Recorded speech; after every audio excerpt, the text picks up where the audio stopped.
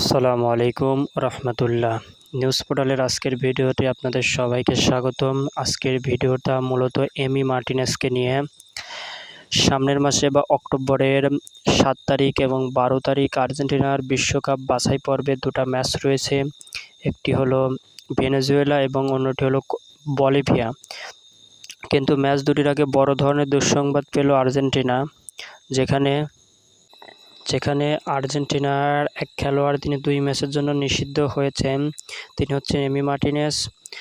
এ মাসের 11 তারিখে কলম্বিয়ার বিপক্ষে 2-1 গোলে হারার পর মেজাজ হারিয়ে আর্জেন্টিনার এই বিশ্বকাপজয়ী গোলরক্ষক তিনি ক্যামেরাম্যানকে থাপ্পড় মারেন এবং ম্যাচ শেষে কলম্বিয়ার খেলোয়াড় এবং তাদের সমর্থকদের সাথে বাজে আচরণ করার দায়ে ফিফা তাকে 2 মাসের জন্য নিষিদ্ধ করেছেন।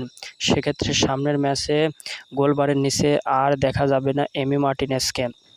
তবে সবচেয়ে বড় কথা, এমি মার্টিনেজ কিন্তু এর আগেও অনেকবার শাস্তির মুখোমুখি হতে পারত, কিন্তু সে কয়েকবার তাকে সতর্ক করে ছেড়ে দেওয়া হয়েছে। এর আগে 2021 এবং 22 বিশ্বকাপ এবং কোপা জেতার পর তিনি তার সেরা গোলরক্ষকের ট্রফিটা নিয়ে বাজে ইঙ্গিত প্রদান করেন। সেক্ষেত্রেও তিনি কিছুটা শাস্তির মুখোমুখি হয়, তবে নিষিদ্ধ হয়ননি।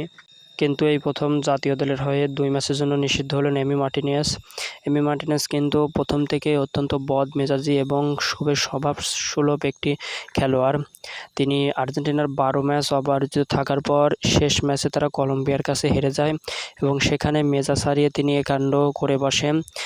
আসলে কোপা আমেরিকার ফাইনালে কলম্বিয়াকে হারানোর পর তারা প্রথম কলম্বিয়ার মুখোমুখি হয়েছিল এবং তারা কলম্বিয়ার কাছে হেরে যায় এবং সেই সুবাদে তার অতিরিক্ত মেজাজ খারাপের কারণে তিনি ক্যামেরাম্যানকে থাপ্পড় মারে এবং খেলোয়াড়দের সঙ্গে বাজে আচরণ করার দায়ে ফিফা তাকে 2 ম্যাচের জন্য নিষিদ্ধ করেছে।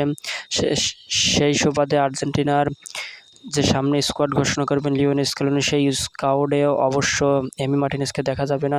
এজন্য আর্জেন্টিনার জন্য অবশ্যই বড় একটি দুঃসংবাদ যে এমি মার্টিনেজ সামনে 2 ম্যাচে থাকবেন না। তবে অন্য গোলরক্ষকরা যেমন জিওমেনে রুলি, হুয়ান মুসো তাদেরকে হয়তোবা এমি মার্টিনেজের স্থলাভিষিক্ত করা হবে।